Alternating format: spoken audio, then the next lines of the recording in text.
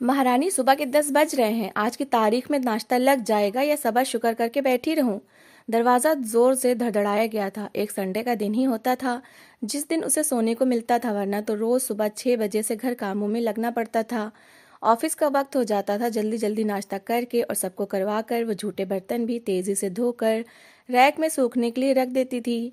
अगर भूले से भी किसी दिन सिंक में एक चाय का कप भी छूट जाता तो शाम को ऑफिस से आने पर सास ताना मारने लगती थी, लेकिन सबके नखरे इतने होते थे कि नाश्ता करते करते भी काफी टाइम लगा देते। जरा गर्म चाय तो डालो, ठंडी हो गई थी। आखिरी घूंट भर कर सास दोबारा कप उसके सामने बढ़ा देती। थर्मस से गर्म चाय उनके कप में उंडेलती परेशान नजरों से दीवार पर सजी घड़ी को देखने लगती थी, जिसकी सुइयां तेजी से 9 का सफर तय करते नजर आ रही थीं। लेकिन सुचित्रा या उनकी बेटी को कोई फर्क नहीं पड़ता था। सुचित्रा चाय की चुस्की लेते रिमोट से चैनल बदल बदल कर ब्रेकिंग न्यूज से एंटरटेनमेंट चैनल पर आकर रुक जाती। रेनू, मुझे याद दिलाना, मॉर्निंग शो देखना है मुझे। कल का शो तो बहुत अच्छा था। जल्दी आओ वसुंधरा, मैं भी लेट हो जाऊंगा। वरुण उसकी मुश्किल उसके चेहरे से भाप जाता। माँ और बहन को तो उनकी लापरवाह तबीयत पर कुछ नहीं कह सकता था। उसे ही जल्दी का कहने का कर कर कमरे में तैयार होने चला जाता। हाँ भाई, समेट लो बर्तन, मेरा तो हो गया, सुचित्रा एहसान जताने वाले लहजे में कहा। सुनो, रोहन का नाश्ता ढक कर रख देना, उठने पर रेनू गर्म करके दे देगी। उनके हुक्म करने पर वसुंधरा पर सर हिलाकर किचन की तरफ चली गई कि यह फर्ज भी वो बिना कहे अंजाम दे देती थी कि सुचित्रा या रेनू को तकलीफ ना हो। रोहन उसका इकलौता देवर और सुचित्रा का मुंह चढ़ा बेटा था, जिसके सोने जागने का कोई वक्त न था। वो बैंक में जॉब करती थी, वरुण एक प्राइवेट कंपनी में जॉब करता था। उसे ड्रॉप करने के बाद अपने ऑफिस चला जाता। वापसी भी वरुण के साथ ही होती थी। शाम को लौट कर आने के बाद पैन में अपने और वरुण के लिए चाय बनाने जाती तो दिन भर के बर्तन सिंक में पड़े नजर आते। सारा किचन समेट कर वो दोबारा रात के खाने की तैयारी में जुट जाती थी। कभी कभी तो वरुण झुंझला जाता कि वो उसके साथ चाय तक नहीं पी सकती। आज संडे था, जिसकी वजह से उसकी आंख जरा देर से खुली और अब आफत हो तो आनी थी। सुचित्रा जोर जोर से दरवाजा धड़धड़ाने लगी थी। वह हड़बड़ा कर उठी थी। दरवाजा खोलते ही उसे सास की गुस्सीली शक्ल नजर आई, साथ ही तंज भरा लहजा। जी मैं बस आ रही हूँ 2 मिनट में। बड़ी मेहरबानी, सास ये कहती हुई चली गई थी। मम्मी, भूख लग रही है, रेनू बिस्किट सुचित्रा को देते हुए कहने लगी। सबर कर, उठाकर आई हूँ महारानी को, कुछ ज्यादा ही नखरे हो रहे हैं। वो तो होंगे, आखिर पढ़ी लिखी कमाने वाली हैं। भाई को भी सारे जग में यही मिली थी। रेनू भी शुरू हो गई थी। इसके आने से एक फायदा हुआ कि हमारे घर के खर्चे बड़े अच्छे चलने लगे, वरना अकेले वरुण की सैलरी से तो दाल रोटी ही पूरी हो पाती थी। अब तो अच्छे अच्छे पकवान खाने को मिल रहे हैं। सुचित्रा को भी सच नजर आ रहा था। वसुंधरा की खूबियों से कायल होने के बाद भी वसुंधरा को अहमियत देने को तैयार न थी। वसुंधरा इतनी देर हो गई जब तक नाश्ता बनाओगी बहुत बहुत देर हो जाएगी। ऐसा करो, नाश्ता ना बनाओ, बल्कि वरुण से कहो होटल से सब्जी पूरी ले आए। सुचित्रा ने वसुंधरा से कहा। जी ठीक है। उसे आज्ञाकारी बहू की तरह सर हिलाया। उनकी जबान को छुटकारा चाहिए था और उन्होंने वसुंधरा के कंधे पर बंदूक रख दी थी। वरुण तब तक तो सो रहा था। थकन और नींद पूरी करने के लिए उसे भी एक ही दिन मिलता था। उसे जगाते हुए वसुंधरा को अफसोस होने लगा। वरुण झुंझलाकर कहने लगा, माँ से कहो रोहन से मंगवा ले, उन्होंने आपको कहा है, उसने धीरे से कहा। तो वरुण भी उठकर फ्रेश होने चला गया। एक दिन सोने को मिलता है, मगर इस घर में वो भी नसीब नहीं। रोहन 1 बजे से पहले नहीं उठता, लेकिन माँ को भी मेरी एक दिन की नींद खराब करनी होती है। अब महीने के आखिर में सब्जी पूड़ी की फरमाइश, मेरे पास तो ये 200 रुपये पड़े हैं जो पेट्रोल के लिए रखे हुए थे।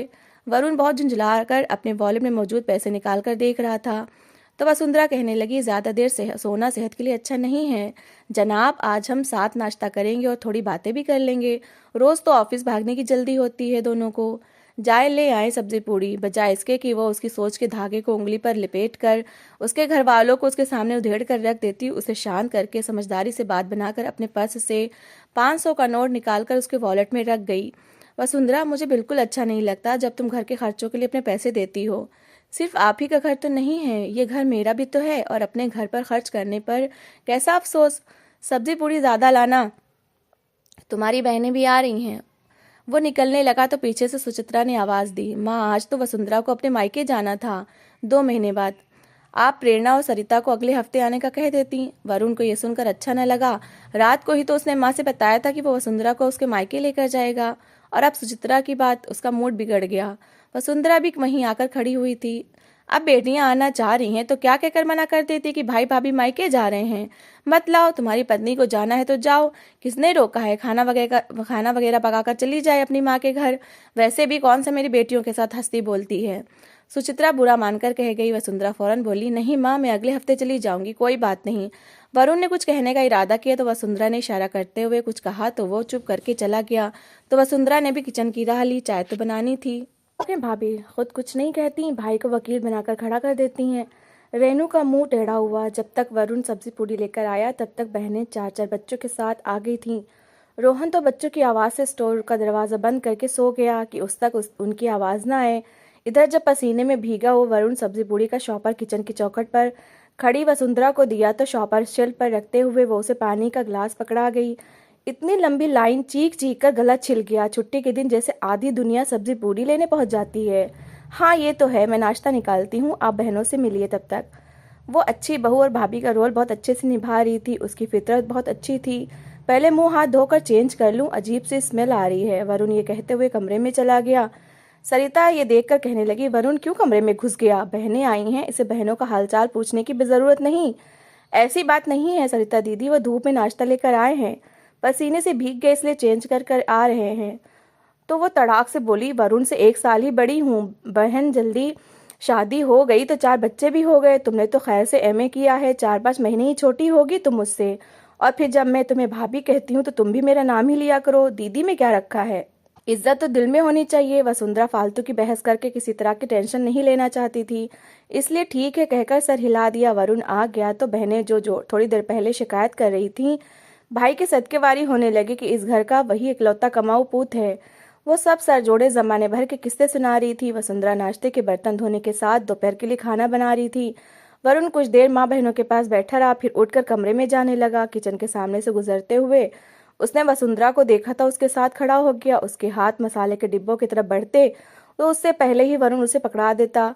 अरे भाभी, क्या जोरू का गुलाम बना दिया है आपने मेरे भाई को? अगर आपको हमारे लिए एक वक्त का खाना बनाना इतना मुश्किल काम लग रहा था तो हम ऐसे किसी को आवाज़ दे देती। भाई से काम करवाने की क्या ज़रूरत थी? प्रेरणा किचन में राउंड लगाने आई तो ये दृश्य देखकर बोलना न चूकी। तो वरुण कहने लगा, मैं काम नहीं कर रहा, यहाँ पर खड़ा बातें कर रहा हूँ, और फिर पत्नी की मदद करने पर कैसी शर्म? ओहो भाई, माफ़ कर दो, तुम्हें तो बुरा ही लग गया, लेकिन ऐसा पहली बार देखा तो कह दिया। 7 महीने हो गए शादी को, तुम लोगों की बातें ही नहीं ख़त्म होती, किसी आए गए का ही ख्याल कर लो। प्रेरणा कहती हुई चली गई थी। वरुण के माथे पर लकीरें पड़ने लगीं। प्लीज़ वरुण, आप ठंडे हो जाएं, बड़ी हैं वो, आप जाकर आराम करें, मैं काम खत्म करके आती हूँ। वरुण किचन से चला गया था। वसुंधरा को भी अफसोस हुआ। जब रात को बहनें खा पीकर चली गईं तो वरुण को बिठाकर सुचित्रा ने अपना फैसला सुनाया। 3 महीने बाद रोहन की शादी कर रही हूँ। घर में 2 ही कमरे हैं, एक में मैं और रेनू रहते हैं और दूसरे में तुम पति पत्नी। रोहन स्टोर रूम में पड़ा रहता है। अब पत्नी के आने के बाद वो स्टोर रूम में तो नहीं पड़ा रहेगा ना। तुम्हारा वाला कमरा उसे दे दूंगी, तुम कोई किराए के घर का इंतजाम कर लो। चाहती तो रोहन और प्रीति को भी कोई किराए के घर में भेज देती, मगर क्या करूँ, प्रीति मेरी दोस्त की बेटी है, मुझे पता है वो कितनी सीधी सादी है। तुम्हारी पत्नी की तरह मर्दों के बीच काम करने वाली औरत तो है नहीं, वो तो मासूम है, इसलिए तुम लोग अपना बंदोबस्त कर लो। घर का राशन और बिजली और गैस के बिल बस टाइम पर देते रहना, मुझे तुमसे और कुछ नहीं चाहिए। जाओ, खुश रहो तुम दोनों। माँ के इस अंदाज पर वरुण के माथे पर लकीरें पड़ने लगी। आप परेशान ना हो, भगवान बेहतर करेगा। उसकी परेशानी पर दिलासा देती वसुंधरा खुद भी परेशान थी। उसके घर खुशखबरी आने वाली थी, जिसके कारण उसकी तबीयत गिरी गिरी रहने लगी थी। वो नौकरी छोड़ने का सोच रही थी, लेकिन सास के अचानक फैसले ने उसे अपनी सोच बदलने पर मजबूर कर दिया। वरुण को घर वालों की बेहसी अच्छी नहीं लगी। उधर रोहन की शादी की शहनाई बजने लगी और इधर वो अपना सामान बेचने लगे। एक बहू को बसाने के लिए दूसरी बहू का घर उजाड़ना शायद जरूरी था। वसुंधरा की फैमिली ने जब उनकी परेशानी देखी तो सबने ही घर देखना शुरू कर दिया और इत्तेफाक से घर वसुंधरा के घर के पास ही मिल गया। तो वरुण को इत्मीनान हुआ, वरना अजनबी मोहल्ले में वसुंधरा को लेकर रहना और फिर वक्त बेवक्त इमरजेंसी की सूरत में ऐसे हाल में डॉक्टर के पास चेकअप के लिए जाना पड़ता था। नए घर में जैसे तैसे सामान रखकर वो लोग रोहन की शादी अटेंड कर रहे थे और वसुंधरा ने ये महसूस किया कि सब उसकी शादी में बहुत खुश थे, जबकि वसुंधरा की शादी में उनके मुंह ही सीधे नहीं हो रहे थे। वसुंधरा सब देख रही थी लेकिन चुप रही। रोहन की शादी हो गई, इतनी उम्र हो गई है, लेकिन आपको ज़रा तमीज़ नहीं है। मेरे कमरे का दरवाज़ा बजाकर मेरी नींद ख़राब करके आप ये सोच रही हैं कि मैं आपके लिए और आपकी बेटी के लिए नाश्ता बना कर दूं। आपकी बेटी के हाथ टूट गए हैं जो मैंने नींद ख़राब की है, और इस खुश फहमी में मत रहिएगा कि मैं आप लोगों को पकाकर खिलाऊंगी। अपनी काहिल बेटी को भी काम की आदत डालिए, जो सारा दिन न जाने कितनों से चैटिंग में लगी रहती है, और आइंदा मेरे कमरे का दरवाज़ा मत बजाइएगा। शादी को कई दिन हो गए थे। सुचित्रा को अब वसुंधरा की कमी महसूस होने लगी थी। सुचित्रा ने आदत से मजबूर होकर दरवाज़ा बजा दिया। उसका ख्याल था प्रीति उठकर नाश्ता बनाएगी। मुझे सुकून नहीं है, माँ हर वक्त खाने पीने को मरी रहती हैं, पत्नी की बातों में आकर रोहन ने कहा था। इसके बाद आदत से मजबूर उसके मुंह से गालियां निकलने लगी थीं। एक दिन वरुण उन्हें खर्चे और गैस बिजली का बिल देने आया था। क्योंकि ऑफिस से वापसी में आया था तो वसुंधरा ही भी साथ थी। घर की चौखट पर ही आकर दोनों को झटका सा लगा। दरवाज़ा खुला हुआ था, आंगन में कपड़ों का ढेर पड़ा हुआ था, वॉशिंग मशीन के अंदर गंदा पानी पड़ा हुआ था। मशीन अपना टाइम पूरा करके जाने कब से बंद हो चुकी थी, मगर उसे देखने वाला कोई नहीं था। सुचित्रा अपने पलंग पर चादर ओढ़े लेटी हुई थी। उन्हें बुखार था। रेनू स्टोर से गंदे कपड़े का ढेर लेकर आ रही थी तो इन दोनों को देखकर खिल उठी। सुचित्रा भी उठ बैठी थी और जोर से रोती हुई वो दोनों से माफिया मांगने लगी। तो वसुंधरा कहने लगी, मैंने आपको हमेशा अपनी माँ जितनी इज्जत दी। वरुण से जुड़ा हर इंसान मेरे लिए अहम है। अच्छा बेटा और अच्छी बहू हर कोई नहीं बन सकता। तुम दोनों लौट आओ वापस। मैं और रोनू स्टोर रूम में शिफ्ट हो जाएंगे। जब पैसे हुए तो ऊपर कमरा बना लेना। रेनू कौन सा सारी जिंदगी यहाँ रहेगी, सुचित्रा और वरुण और वसुंधरा से कहने लगी। वरुण मुस्कुराकर वसुंधरा की तरफ देख रहा था, उस पर गर्व महसूस कर रहा था। वसुंधरा खुश थी कि उसके स्वभाव ने, बर्दाश्त ने और धैर्य ने आज उसे सबकी नज़रों में गौरवान्वित कर दिया था। तो दोस्तों, आपने देखा कैसे वसुंधरा के सब्र और धैर्य ने सबके दिल बदल दिए। सबको उसकी अहमियत पता चल गई। हमें हर हाल में खुद के अंदर सब्र और धैर्य कायम रखना चाहिए। बड़ों की इज्जत करनी चाहिए। अगर ससुराल में अपना सम्मान बनाना है तो हमें दूसरों को इज्जत और प्यार देना चाहिए, तभी हमें सम्मान और प्यार वापस मिलेगा। तो दोस्तों, इस कहानी को लेकर आपकी क्या राय है कमेंट बॉक्स में ज़रूर बताएं। और अगर कहानी अच्छी लगी हो तो प्लीज़ लाइक करें। अगर आपने हमारे चैनल को अभी तक सब्सक्राइब नहीं किया तो ज़रूर कर लीजिए। तो मिलते हैं ऐसी एक मोटिवेशनल कहानी के साथ। Thanks for watching.